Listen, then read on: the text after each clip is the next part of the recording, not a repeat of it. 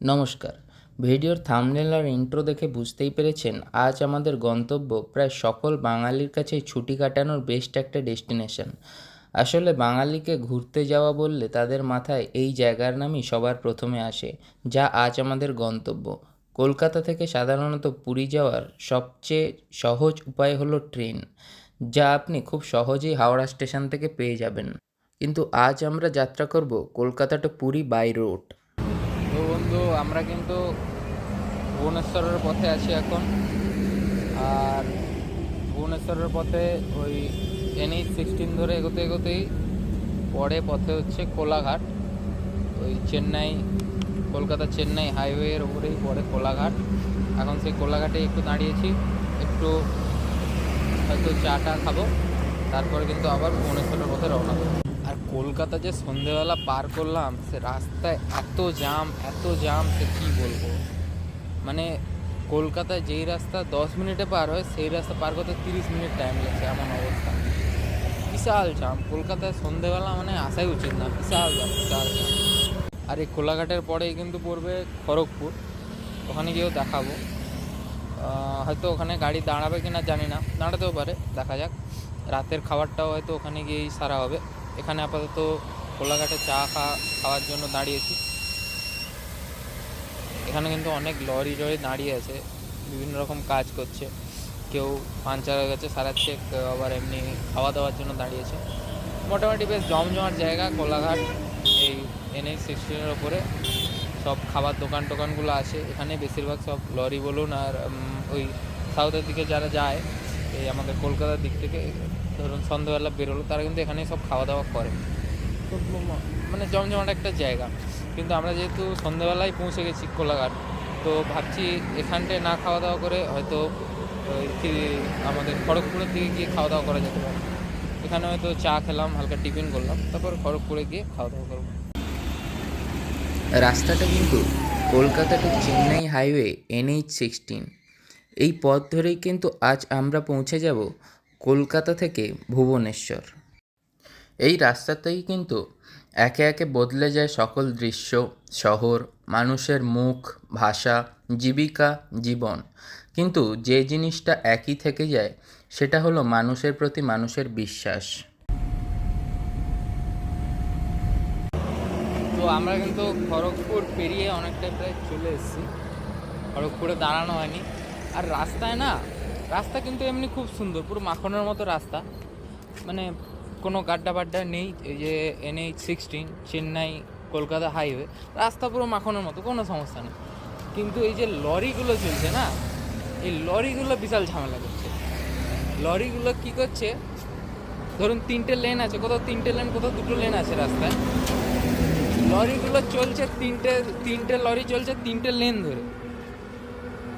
এবারে কি সমস্যা যেটা হচ্ছে, সেটা হচ্ছে কি 3টে লেন ধরে যখন লরি চলছে, এবার লরির তো স্পিড বাঁধা আছে 40 কি 45 ম্যাক্সিমাম। এবারে আমার গাড়ি তাহলে লরিকে তো ওভারটেক করে যেতে পারছে না, তখন তাদের পিছনে দুক করে চলতে হচ্ছে, সিটি মেরে মেরে চলতে হচ্ছে। এটাই সমস্যা। না হলে রাস্তা খুব সুন্দর, বেশ সুন্দর যাচ্ছে।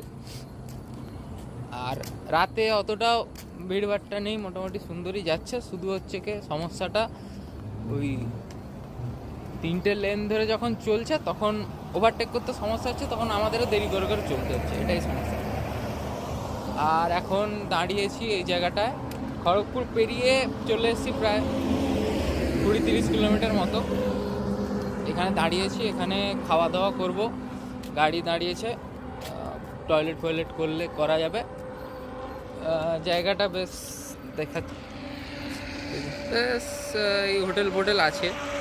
জায়গাটার নাম দেখতে হবে ম্যাপে, আমি ঠিক করে দেখলাম না। এরকম জায়গা, লরিগুলো সব দাঁড়িয়ে আছে দেখে আমরা ভাবলাম হোটেল আছে, দাঁড়ালাম। কিন্তু খাবার আমরা আমাদের সাথেই এনেছি।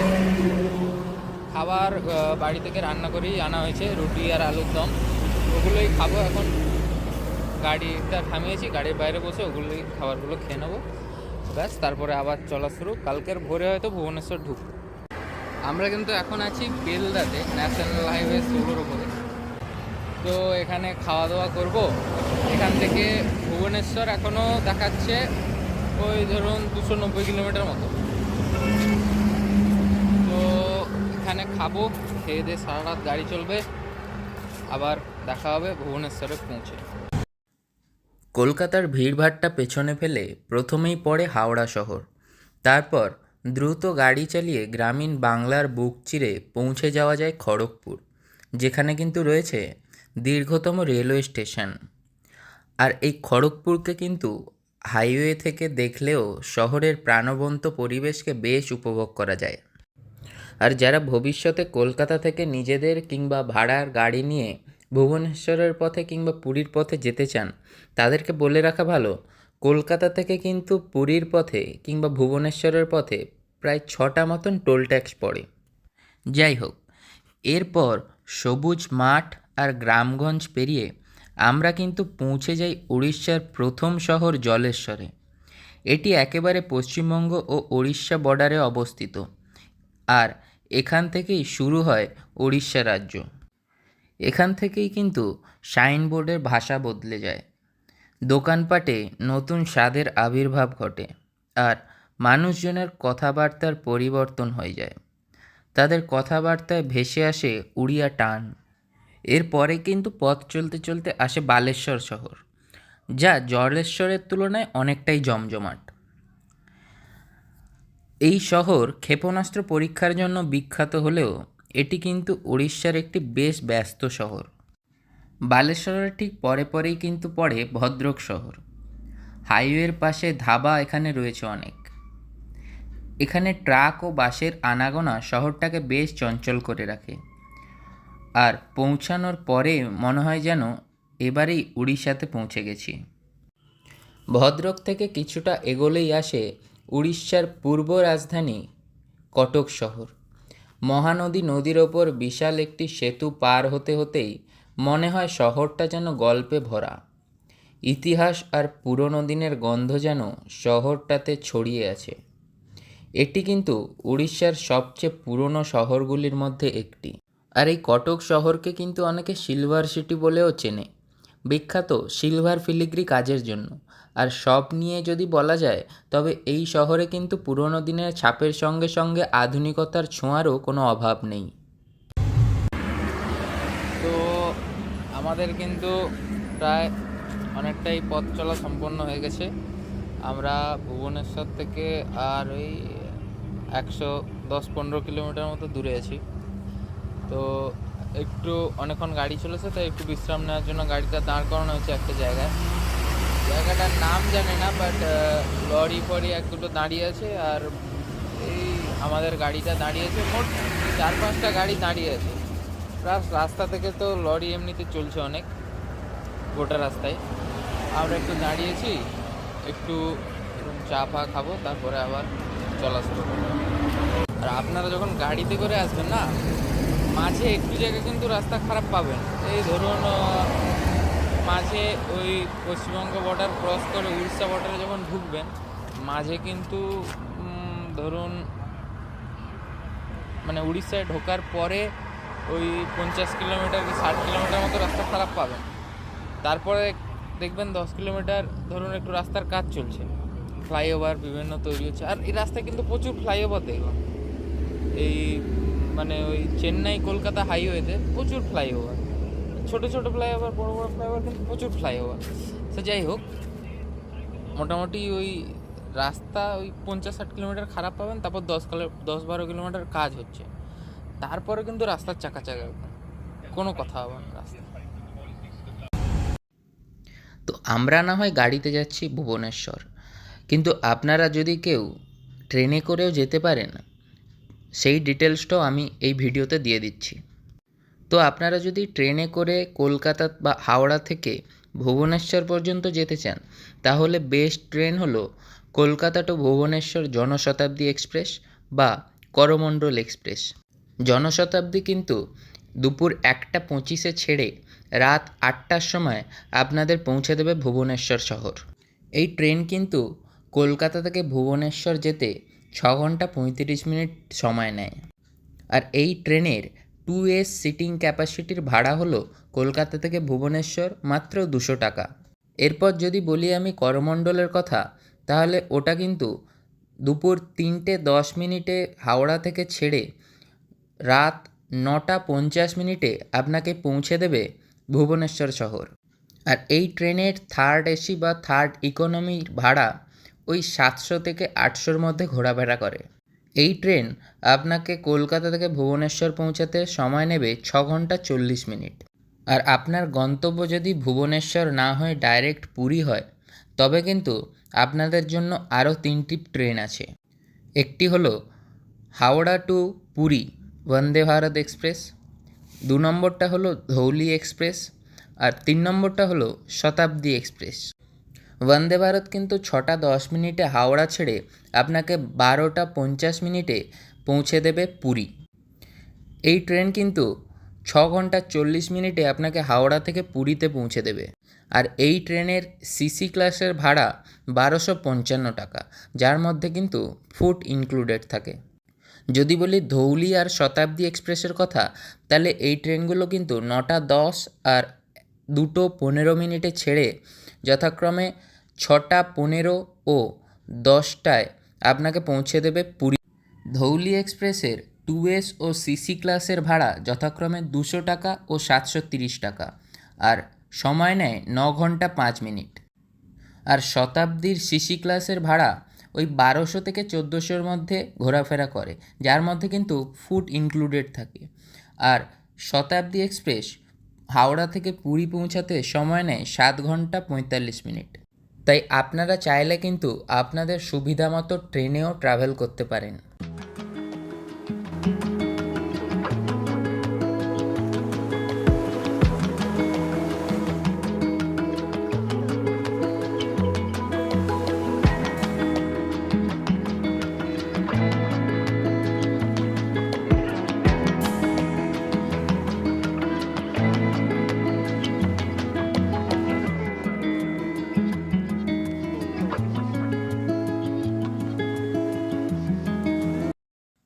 অবশেষে রাত পেরিয়ে যখন পূর্ব আকাশে ভোরের আলো ধীরে ধীরে প্রস্ফুটিত হচ্ছে, আকাশে অদ্ভুত এক লালিমার আবির্ভাব ঘটেছে, ঠিক সেই মুহূর্তেই সামনে ভেসে ওঠে এক সাইনবোর্ড, ভুবনেশ্বর।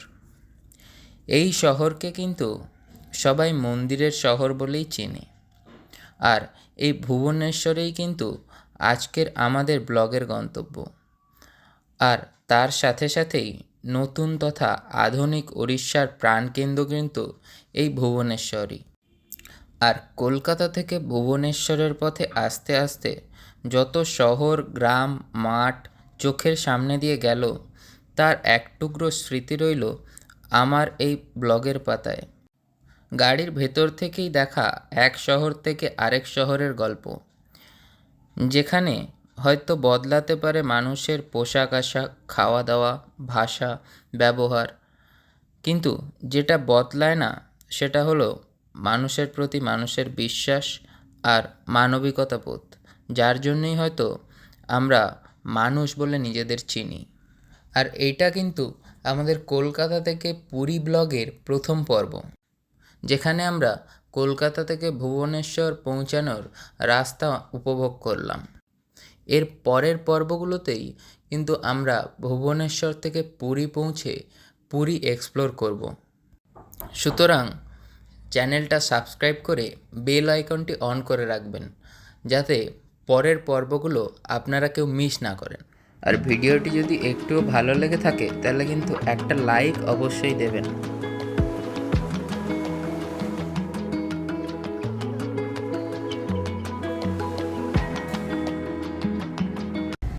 তো আমরা কিন্তু পুরীর একদম দোরগোড়ায় বললেই চলে। ভুবনেশ্বর থেকে মাত্র আর ওই 12 থেকে 14 কিলোমিটার দূরে আছি একটা পেট্রোল পাম্পের জন্য। তেলটা ভরিয়ে নিয়ে তারপর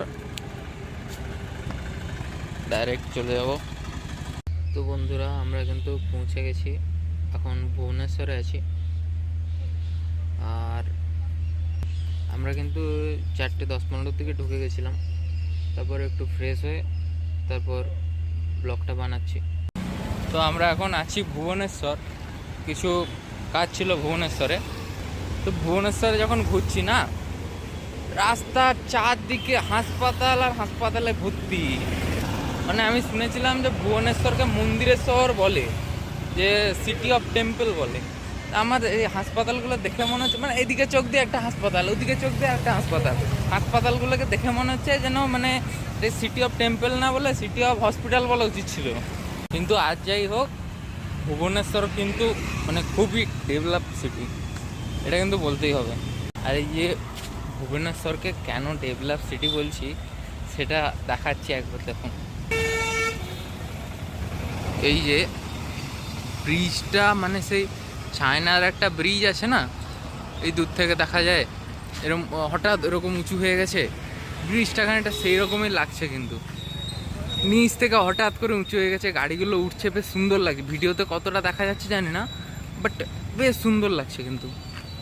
সারা রাত গাড়ি জার্নি করে যাওয়ার পর আমরা কিন্তু ভুবনেশ্বরে এক রাত ছিলাম। আপনারা চাইলেও থাকতে পারেন। এখানে কিন্তু 1000 থেকে 1200-র মধ্যে ভালো এসি হোটেল আপনারা পেয়ে যাবেন।